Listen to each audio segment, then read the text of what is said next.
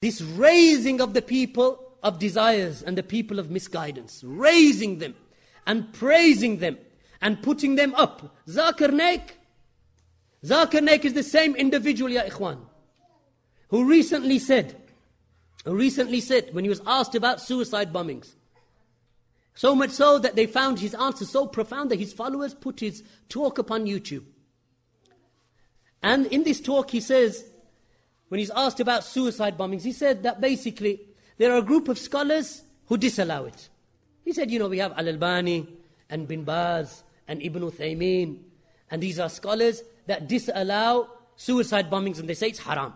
He said, however, there is another group of good scholars also that allow suicide bombings, the likes of Safar al-Hiwaalee and Salman al-Awdah. How dare you mention those names in the same breath as Ibn Baaz, Ibn Uthaymeen and al-Bannah?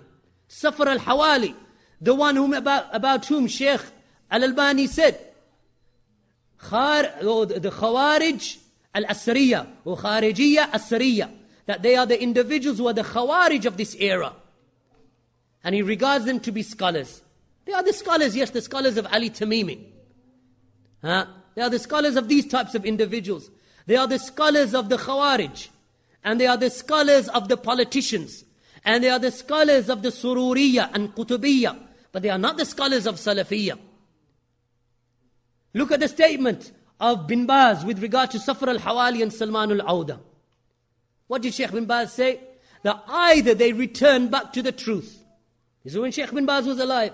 Either they leave off and they make tawbah and they leave off that which they were upon, or they must be prevented. They must be prevented from giving khutb and durus and muhadarat, and their tapes should not be distributed, and their rasail should not be allowed to be distributed in our society because of the corruption that they cause. This is Shaykh Abdul-Azeez bin Baaz.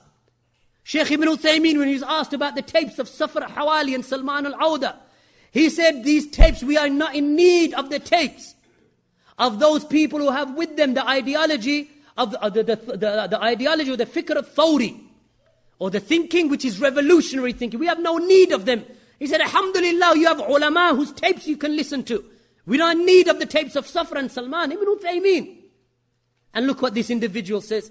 And if that wasn't bad enough, ya ikhwan, look at his aqeedah.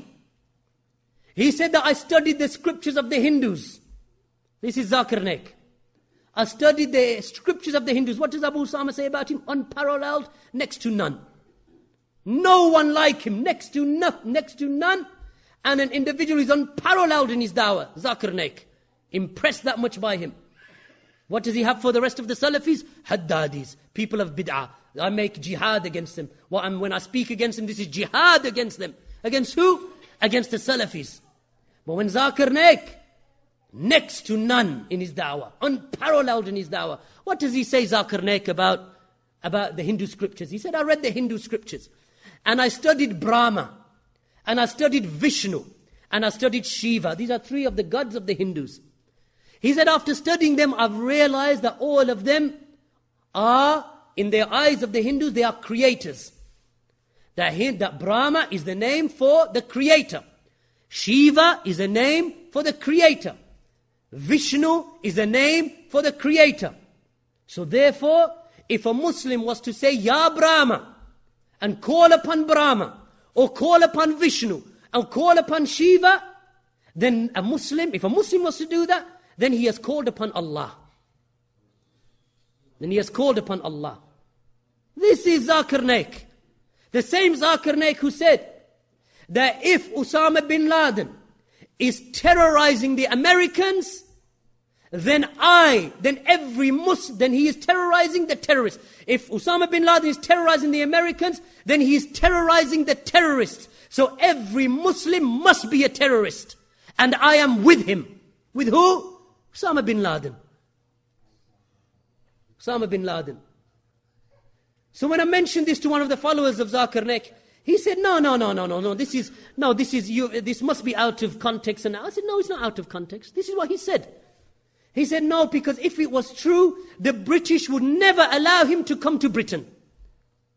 That's his hujjah. I said, His video is present. This is what he said on his tape, on his video, in his audio. This is what he said about Bin Laden. He said, no, if it was true, then the British would never give him a visa to come to London. Ya Ikhwan, this Muhammad al-Mas'ari lives in London. The one who says that the beheadings that are taking place in Iraq, he puts them on his website, he lives in London. Abu Hamza al-Masri, the one with the hook on his hand, is doing 7 years now in England in prison. This individual who sent terrorists over to Yemen to bomb Yemen. He himself, one of his own son spent 6 years in prison in Yemen for trying to bomb a hotel in Yemen. They let him in with political asylum, living in London, claiming the benefits from the society, DSS, what we call the social security. What about others? Abdullaah Faisal, or Faisal Abdullah, this Jamaican, who was put in prison for 8 years in Britain and then deported back to Jamaica. So I said, that is not a hujjah. Whether the British allow you or don't allow you isn't a hujjah for anything. They've allowed some of the most akhbathun nas into their country. Some of the worst and most despicable of individuals to take refuge. I said, even if Usamah Bin Laden was to land tomorrow, they would have to give him, under human rights legislation, they would have to give him political asylum and then try him after that. Because that is the way that they work. So this is Zakir Naik. What does he say?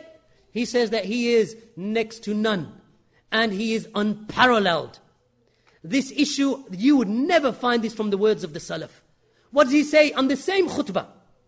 He said, that, and likewise we have now in London, khutbah, he's supposed to be giving a khutbah. What kind of khutbah? He's supposed to be guiding the people to the sunnah, you're guiding them to the heads of innovation and deviation and callers to misguidance. What does he say? He mentions Yusuf al-Qaradawi. He said Yusuf al-Qaradawi tried to come to London the other day, but they prevented him the visa. Wallahi, the khutbah is not, wallahi ya ikhwan, the khutbah is not for discussion of immigration and customs and excise. The khutbah is to guide the people to the sunnah.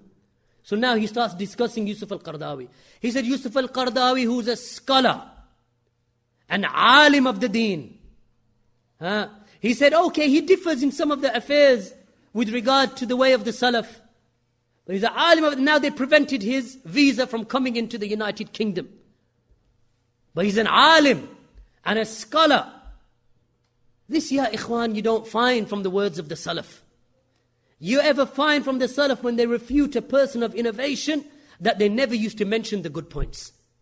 This innovation is from the innovations of the likes of Safar al-Hiwaalee, Salman al-Awdah, and the company of the Sururiyyah and Qutbiyyah, the followers of Sayyid Qutb. That they say that if you're going to mention the bad points about a person of innovation, then we must also mention their good points. So now he's entering into this mawazana with Zakir Naik, and likewise with Yusuf al-Qaradawi.